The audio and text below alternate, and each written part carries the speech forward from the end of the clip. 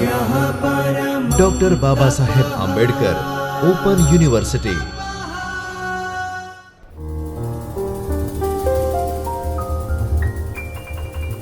નમસ્કાર વિદ્યાર્થી મિત્રો, ડૉક્ટર બાબા સાહેબ આંબેડકર ઓપન યુનિવર્સિટીના ચૈતન્ય સ્ટુડિયોમાં આપનું હાર્દિક સ્વાગત છે। હું છું doctor Praveen Rathod, assistant professor અર્થશાસ્ત્ર વિભાગ, doctor Baba Saheb Ambedkar open university. વિદ્યાર્થી મિત્રો, આજે આપણે અર્થશાસ્ત્રના વિદ્યાર્થીઓ માટે BA economics honours, master of economics અને સર્ટિફિકેટ પ્રોગ્રામ ઓફ ઇન્ડસ્ટ્રીયલ ઇકોનોમિક્સના વિદ્યાર્થીઓ માટે ઔદ્યોગિક અર્થશાસ્ત્ર 1 એકમ 3 ઉદ્યોગો અંગે ચર્ચા કરવા જઈ રહ્યા છીએ। વિદ્યાર્થી મિત્રો, આ એકમની શરૂઆત આપણે જ્યારે કરીએ છીએ, વિદ્યાર્થી મિત્રો, ઉદ્યોગો એટલે ઔદ્યોગિક સાહસિકતા, જે ઉદ્યોગના સિદ્ધાંતો છે, તેનું માળખું છે, તેના સંદર્ભમાં ગુજરાતમાં કઈ રીતે ઉદ્યોગો વિકાસ પામ્યા છે, તે અંગેની ચર્ચા આ પ્રકરણમાં આપણે આ એકમમાં કરવા જઈ રહ્યા છીએ। આ એકમના અભ્યાસ બાદ તમારામાં એક સમજ કેળવશે, તો પેઢી અને ઉદ્યોગને તેનો ખ્યાલ કેવો છે તેનાથી માહિતગાર થશો અને તેને સમજાવી શકશો। પેઢી અને ઉદ્યોગના લક્ષણોથી પરિચિત થશો અને તેને સમજાવી શકશો અને તેનો ઓળખ કરી શકશો। આ બંને વચ્ચેનો તફાવતને સમજી શકશો અને કોઈ જગ્યાએ તેની રજૂઆત પણ કરી શકશો। આમ આ એકમના અભ્યાસ પછી તમારામાં સમજણ, ઓળખ અને તફાવતનો ખ્યાલ સ્પષ્ટ થશે। તો ચલો આપણે આ એકમનો અભ્યાસ કરીએ। સર્વપ્રથમ આપણે વાત કરીએ પેઢી। તો પેઢીનો ખ્યાલ કઈ રીતે અસ્તિત્વમાં? પેઢી શું છે? આપણે અગાઉના લેક્ચરમાં પણ જોયું હતું કે પેઢી કયા છે, પેઢીના લક્ષણો કયા છે, પેઢીના ઉદાહરણો પણ સમજ્યા હતા। પેઢી એટલે કોઈ એક એકમ જ્યાં ઉત્પાદન થતું હોય। ઉત્પાદનનું આ એક એવું એકમ છે જ્યાં ઔદ્યોગિક એક ક્ષેત્ર તરીકે પેઢીમાં ઉત્પાદન વધારવામાં આવે છે, ત્યાં એ ઉત્પાદન કરવામાં આવે છે। આમ જે જગ્યાએ ઉત્પાદન થતું હોય તે એક એકમને આપણે પેઢી કહીએ છીએ। જ્યાં કોઈ વસ્તુનું પ્રોડક્શન થતું હોય, કોઈ સેવાઓ આપવામાં આવતી હોય કે કોઈ વાહન વ્યવહારની સગવડ હોય, તમામને આપણે એકમ તરીકે ઓળખીએ છીએ। એકમ એટલે પેઢી। કોઈ વસ્તુ કે સેવાનું ઉત્પાદન, સંગ્રહ, રૂપાંતર, પ્રક્રિયા અથવા તો પરિવહન જેવી સેવાઓનો જે પણ જગ્યાએ આપણે ઉત્પાદન કરતા હોય અથવા તો તેની સેવાઓ લેતા હોય તેને આપણે પેઢી તરીકે ઓળખીએ છીએ। ચોક્કસ વસ્તુ કે સેવાના ઉત્પાદન સંબંધિત જાણકારી અને ટેકનોલોજીના સાધનોના એકમોને આપણે પણ પેઢી તરીકે ઓળખીએ છીએ। આમ પેઢીઓ એ ઉત્પાદનમાં રૂપાંતરલક્ષી, નાણાકીય, સલાહકારી અથવા તો પ્રક્રિયાલક્ષી પણ હોઈ શકે છે। આમ પેઢી એક એકમ છે જ્યાં ઔદ્યોગિક એકમની પાયાની સમજૂતી છે, જે તે શરૂઆત જ થાય છે ત્યાંથી। પેઢીના જો સંગઠનાત્મક સ્વરૂપની વાત કરીએ તો કેટલા પ્રકારની પેઢીઓ હોઈ શકે છે, કેવી હોઈ શકે છે, કેવા એકમો હોઈ શકે છે, ઉદ્યોગો સાથે કઈ રીતે જોડાય છે, તેને સમજતા પહેલાં આપણે આ પેઢીના એકમોને સમજવા જરૂરી છે।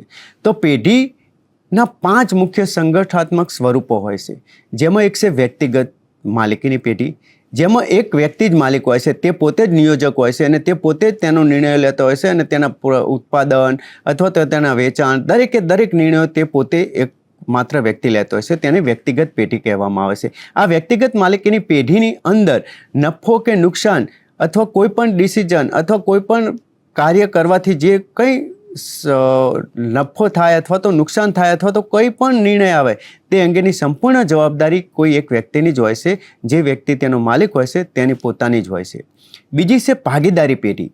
ભાગીદારી પેઢીની અંદર 2 કે તેથી વધુ લોકો એક સાથે મળી અને ધંધો શરૂ કરે છે। આને સંયુક્ત ધંધો કહેવામાં આવે છે। તેમાં નફો, નુકસાન અથવા તો કોઈ ડિસિઝન છે તે તમામ રીતે તમામ જોડાયેલા સભ્યો સાથે વહેંચાઈ જાય છે અને તમામને સમાન રીતે નફા નુકસાનમાં ભાગીદારી મળે છે। ત્રીજી છે સંયુક્ત રાષ્ટ્ર અથવા સંયુક્ત મૂડી કંપનીની પેઢી। સંયુક્ત મૂડી કંપની એટલે એવી કે જેની અંદર શેર હોલ્ડરો દ્વારા જેમાં શેરનું વેચાણ કરી અને મૂડી એકત્રિત કરવામાં આવે।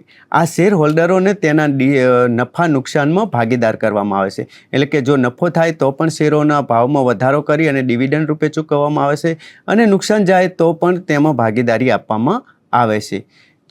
ચોથી વાત કરીએ તો ઔદ્યોગિક સહકારી મંડળીઓ। અત્યારે આપણે જોઈએ છીએ ઘણી બધી સહકારી મંડળીઓ ચાલે છે, જેમ દૂધ ઉત્પાદક સહકારી મંડળી, ખાતર ઉત્પાદક સહકારી મંડળી, કૃષિ ઉત્પાદક સહકારી મંડળી. આવી સહકારી મંડળીઓ જે ચાલે છે, જે 11 કે તેથી વધુ સભ્યો એક સાથે મળી અને એક બધાના માટે ને બધા એકના માટે આવા સિદ્ધાંત સાથે ના નફા ના નુકસાન અને સભ્યોના હિત માટે કામ કરતી પેઢીઓને પણ જોવા મળે છે. ચોથું છે જાહેર સાહસોની પેઢીઓ. આ જાહેર સાહસોની પેઢીઓ મોટા ભાગે સરકારી અથવા તો રાજ્ય સરકારના નિયંત્રણમાં હોય છે અને રાજ્ય તેની માલિક હોય છે અને તે તેનું સંચાલન પણ કરતું હોય છે, જેમ કે રેલવે, તાર, ટપાલ, આ બધા એકમો એવા છે, આ બધી પેઢીઓ એવી છે કે જેનું સંચાલન રાજ્ય સરકાર દ્વારા કરવામાં આવે છે. હવે વાત કરી ઉદ્યોગોની. ઉદ્યોગોની વાત આપણે કરીએ છીએ ત્યારે ઉદ્યોગો એ પેઢીનો સમૂહ છે.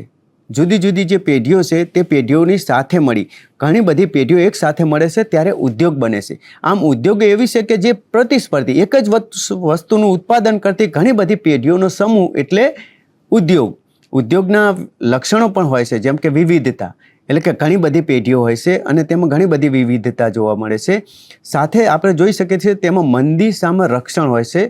જેમ કે જો પેઢીમાં મંદી આવે તો તે પેઢી પોતે એક જ ઉઠી જાય છે અથવા તો પેઢી એકમ બંધ થઈ જાય છે, પરંતુ જ્યારે ઉદ્યોગમાં મંદી આવે છે ત્યારે તેની અસર આખા દેશના અર્થતંત્ર ઉપર પડે છે અને આખા ઉદ્યોગ ઉપર પડે છે અને આખો ઉદ્યોગ મંદીમાં જતાં રોજગારીમાં ઘટાડો થાય છે, એટલે કે બેરોજગારીમાં વધારો થાય છે, દેશના અર્થતંત્રને અસર કરે છે. આમ તેમાં તેની સામે પણ રક્ષણ જોવા મળે છે. સાથે સરકારી નીતિઓ, જેમ કે ટેક્સમાં છૂટછાટ આપવામાં આવે છે, જેમ કે ટેક્સટાઇલ પ્રોડક્શન માટે ટેક્સટાઇલ પોલિસીઓ આવે છે. તેવી જ રીતે જુદા જુદા આપણે જોઈએ છીએ સાણંદની આજુબાજુ સેમિકન્ડક્ટર પ્રોડક્શન માટે પણ નવી નીતિઓ આવે છે.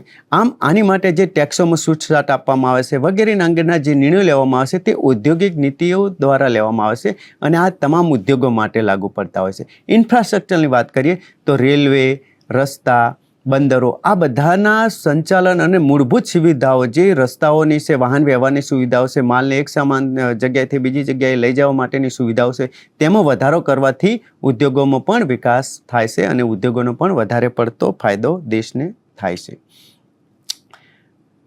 ઉદ્યોગોનું વર્ગીકરણની વાત કરીએ તો પહેલાંના એટલે 2020 પહેલાં આપણે ઉદ્યોગોને 3 વિભાજોમાં સૂક્ષ્મ, લઘુ અને મધ્યમ ઉદ્યોગોમાં વહેંચતા હતા. મેન્યુફેક્ચરિંગ અને સર્વિસ સેક્ટરને અલગ રાખતા હતો, પરંતુ 2020 પછી મેન્યુફેક્ચરિંગ અને સર્વિસ સેક્ટરની વચ્ચેની તફાવતને દૂર કરી અને મૂડીરોકાણ અને ટર્નઓવરના આધારે તેનું વિભાજન કરવામાં આવ્યું છે. ટર્નઓવરના આધારે જે વિભાજન થાય છે, જેમ જેમ નવા બજેટો આવતા જાય છે તેમ તેની મર્યાદાઓમાં વધારો કરવામાં આવે છે.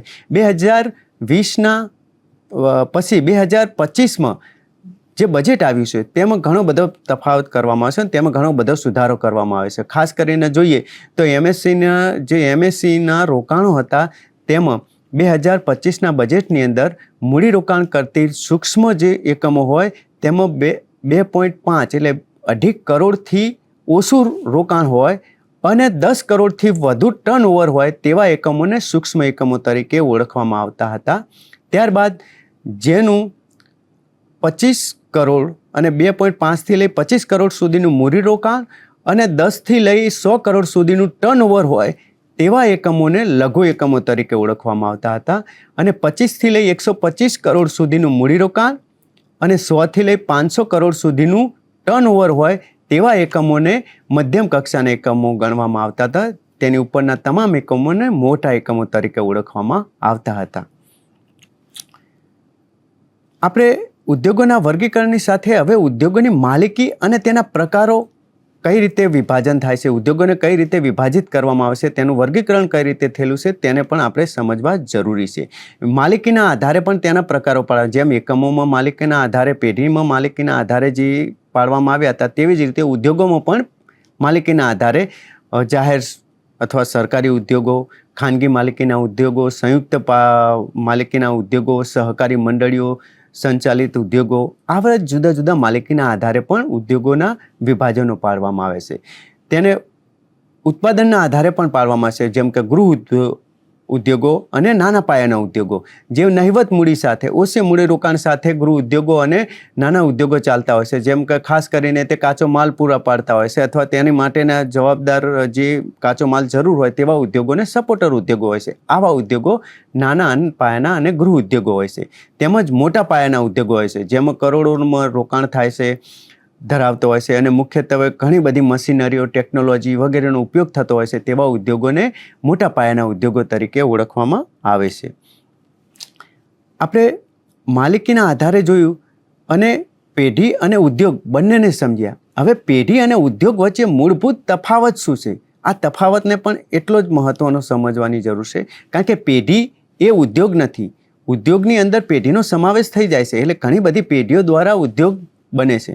આમ ઉદ્યોગ અને પેઢી વચ્ચેના તફાવતને જો આપણે સમજીએ તો એકમ વિરુદ્ધ સમૂહ, એટલે પેઢી રહી એ એકમ છે, એક જ એકમ છે, જ્યારે ઉદ્યોગ રહ્યો તે એકમોનો સમૂહ છે, જુદી જુદી પેઢીઓનો સમૂહ છે. વિકાસની પ્રક્રિયાની વાત કરીએ તો પેઢીના વિકાસ માટે માત્ર એક ચોક્કસ મર્યાદિત હોય છે, એક જ એકમનો વિકાસ કરવાનો હોય છે, જ્યારે ઉદ્યોગોના વિકાસ માટે સમગ્રલક્ષી હોય છે. ઘણા બધા ઉદ્યોગોનો વિકાસ, ઘણા બધા એકમોનો, આખા દેશના વિકાસ ઉપર તેની અસરો થાય છે.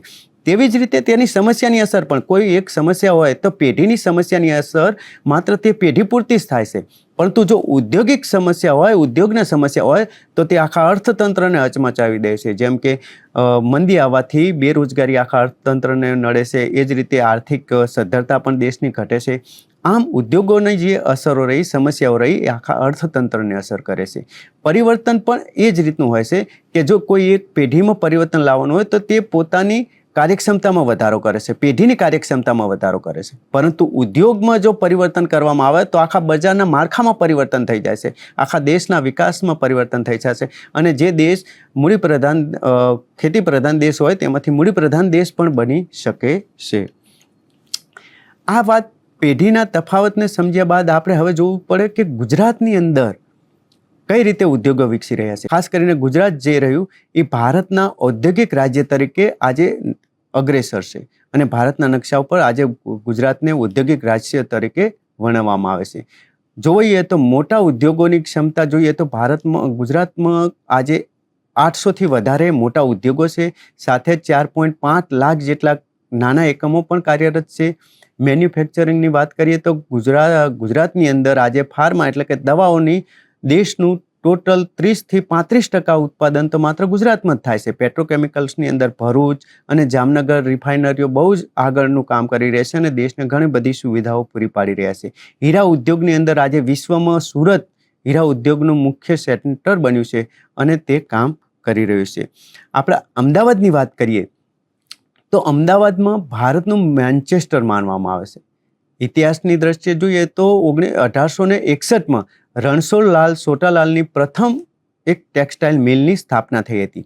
આજે આપણે ડેનિયમ કેપિટલ બની ચૂક્યા છીએ અને ડેનિયમ નામનું જીન્સ વિશ્વમાં સૌથી મોટા ઉત્પાદક તરીકે આપણે અરવિંદ મિલ અત્યારે જે ખાતરેજ પાસે આવેલી છે તે ડેનિયમ જીન્સ જે પેદા કરે છે તે વિશ્વના દરેક દેશોમાં તેનું ડેનિયમ જીન્સ જઈ રહ્યું છે અને સૌથી વધુ પ્રોડક્શન આપણે કરવા જઈ રહ્યા છીએ.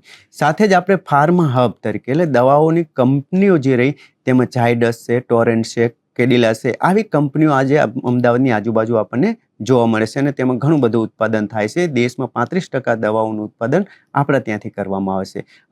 અરવિંદ મિલની તો વાત કરીએ તો વિશ્વમાં સૌથી ત્રીજા નંબરની સૌથી મોટું ડેનિયમ જીન્સ પેદા કરતી અદાણી છે, નિરમા, વાડીલાલ જેવી ઘણી બધી કંપનીઓ આજે આપણને અમદાવાદમાં વિકસિત થયેલી જોવા મળે છે, જેના હેડક્વાર્ટરો, મુખ્યાલયો અમદાવાદમાં જોવા મળે છે. મિત્રો, રાષ્ટ્રીય નીતિઓની વાત કરીએ તો આજે નેશનલ લોજિસ્ટિક પોલિસી 2022 અસ્તિત્વમાં આવી છે, જે લોજિસ્ટિક ખર્ચમાં ઘટાડો કરી અને માલસામાનની હેરફેરમાં વધારે સરળ બનાવી છે અને સારી રીતે માલસામાન એક જગ્યાએથી બીજી જગ્યાએ લઈ જઈ શકાય અને ઉદ્યોગોને મદદરૂપ થઈ શકાય તે માટેની નીતિઓ બનાવવામાં આવી છે. પીએમ ગતિશક્તિ જે યોજના રહી તેના અંતર્ગત માળખાકીય સુવિધાઓનું સંકલન કરી, આયોજન કરી, તેના ડેટા આધારિત પ્લેટફોર્મ તૈયાર કરી અને ઉદ્યોગોને સપોર્ટ બનવા માટે તમામ પ્રયત્નો થઈ રહ્યા છે. આપણે સ્થાનિક જે પ્રોડક્શન રહી તેના નિકાસને પણ આપણે પ્રોત્સાહન આપવા જઈ રહ્યા છે. સ્ટાર્ટઅપ ઇન્ડિયા દ્વારા સાહસિકોને માર્ગદર્શન આપવામાં આવશે અને તેમને મદદ કરવામાં આવશે, આર્થિક સહાય કરવામાં આવશે. ગુજરાતમાં ટેક્સટાઇલ પોલિસી 2024 પણ અમલમાં છે, જેની અંદર આપણે લગભગ 10થી 35% જેટલી સબસિડીઓ આપીએ છીએ. મહિલા શ્રમિકો અને પુરુષ શ્રમિકોને જુદો માસિક 2,000 થી 5,000 રૂપિયાનું વળતર આપીએ છીએ. વીજળીનું જે ટેક્સટાઇલ પોલિસીના આધારે વીજળી જે ટેક્સટાઇલ એકમો વાપરે છે તેમને દર યુનિટ દીઠ 1 રૂપિયાની રાહત 5 વર્ષ સુધી આપવામાં આવે છે. આમ ઘણી બધી કાર્યક્રમો થઈ રહ્યા જોવા મળે છે આપણને. આપણે જો આ એકમની વાત કરીએ તો આ એકમથી આપણે સમજી શકીએ છીએ પેઢી અને ઉદ્યોગ જે રહ્યા એ અર્થતંત્રના પાયા છે. પેઢી જરૂરી છે પ્રોડક્શન માટે, જ્યારે ઉદ્યોગ વિકાસનું એન્જિન સમાન છે અને તે દેશના વિકાસને આગળ ધપાવે છે.